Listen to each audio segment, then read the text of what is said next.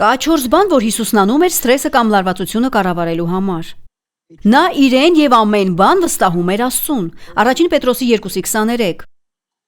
Որ նախատվելիս եւ վիրավորվելիս փոխարենը չէր նախատում կամ վիրավորում։ Չարչարվելիս եւ բռնության ենթարկվելիս չէր սպառնում, բայց իրեն եւ ամեն բան հանձնում էր արդար դատավորին։ Նա աղոթում էր ամեն ինչի համար։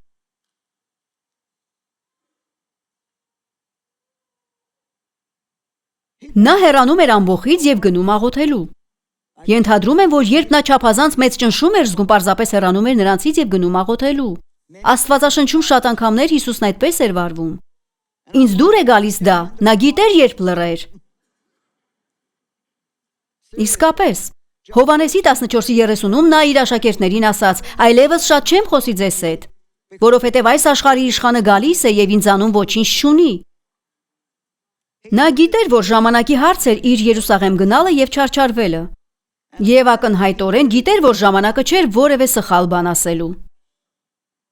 Երբ լարվածության մեջ ես, լավ ժամանակ է որոշում կայացնելու եւ ասելու. «Կարծում եմ ես պարզապես կլռեմ»։